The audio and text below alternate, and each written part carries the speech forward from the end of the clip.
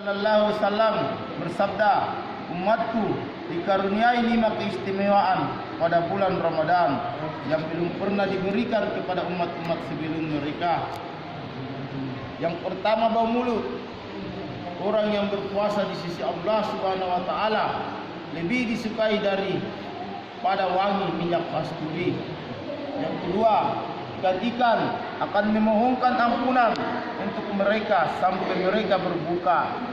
Yang ketiga, Allah Subhanahu wa taala menghiasi surganya setiap hari dan berfirman kepadanya, saatnya hampir tiba pagi hamba-hambaku yang soleh. Mereka akan melepaskan diri dari segala kesusahan dunia dan mereka akan datang kepadamu. Yang keempat, setan-setan yang sangat jahat akan membelenggu sehingga tidak dapat malaikat itu menggoda umatku sebagaimana mereka biasa menggoda saat bulan-bulan lain. Dan tidak dapat pahala sunnah, Pak. Pahala ilmu saja. Terakhir bulan tersebut mereka akan diampuni. Ada seorang sahabat yang bertanya, ya Rasulullah, apakah malam Allahumma salli wa sallim alaihi malam Lailatul Qadar? Beliau bersabda, bukan, tetapi seorang pekerja akan diberikan upahnya jika telah selesai melakukan pekerjaannya. Hadis riwayat Ahmad Al-Ba'sar, Baihaqi dan Kitab At-Taghrib. Faedah, baginda Rasulullah sallallahu alaihi wasallam menyebutkan dalam hadis di atas tentang 5 karunia Allah Subhanahu wa taala terhadap umat ini yang tidak diberikan kepada umat-umat terdahulu yang berpuasa.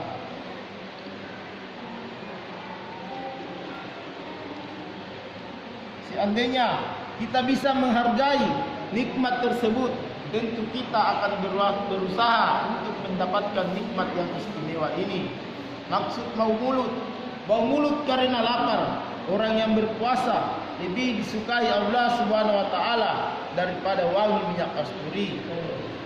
Para pensara hadis mengutarakan 8 pendapat mengenai maksud lafaz tersebut, sebagaimana telah saya utarakan dalam Syarah Al-Muwatta. Namun menurut saya ada 3 penafsiran yang diunggulkan. Penafsiran pertama, bahwa di akhirat Allah Subhanahu wa taala akan mengganti bau mulut orang yang berpuasa tersebut dengan keharuman yang lebih harum dan lebih segar daripada wangi minyak kasturi. Maksud penafsiran ini sudah jelas dan tidak jauh dari makna hadis di atas. Penafsiran demikian juga terdapat dalam kitab Darul Mansur. Oleh karena itu, riwayat yang ada dalam kitab Darul Mansur itu sebagai pendukung penafsiran ini. Penafsiran kedua, pada hari kiamat saat manusia dibangkitkan dari kubur, ciri-ciri yang berpuasa adalah bau harum yang akan keluar dari mulut mereka, yang keharumannya melebihi harum minyak kasturi.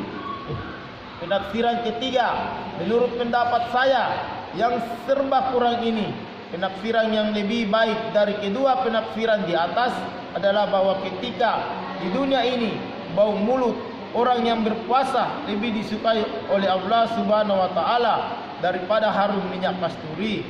Hal ini menunjukkan hubungan kasih sayang antara Allah Subhanahu wa taala dan hambanya yang sedang berpuasa. Kita mengetahui meskipun bau mulut orang yang sangat dicintai itu tidak enak, tetapi bagi yang mencintainya, bau tersebut lebih harum daripada ribuan minyak kasturi.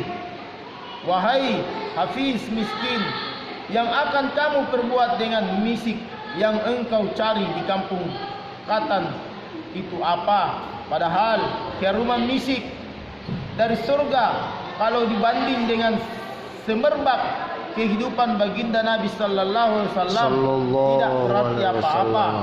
Dalam hal ini yang mencintai tidak lain adalah Allah Subhanahu wa taala sendiri.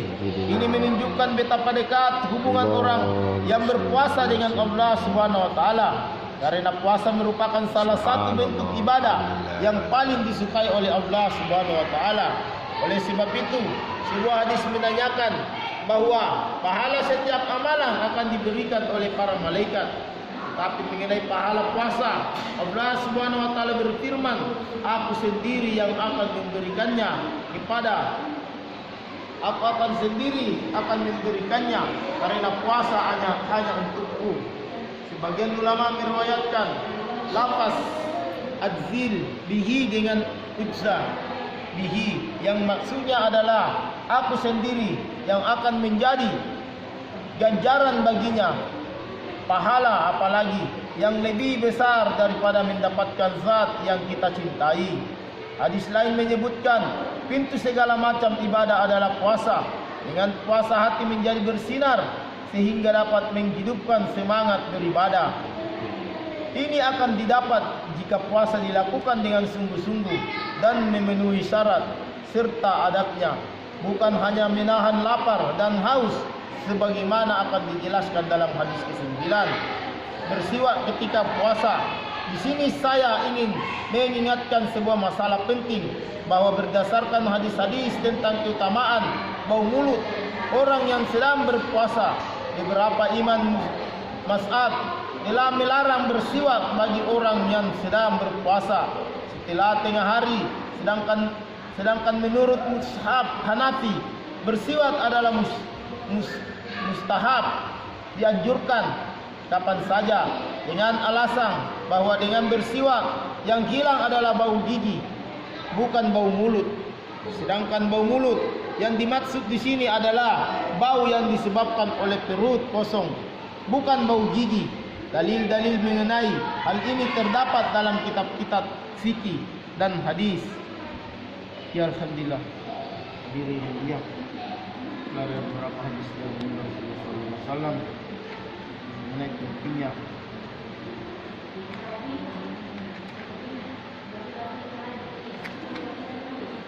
keutamaan Ramadan.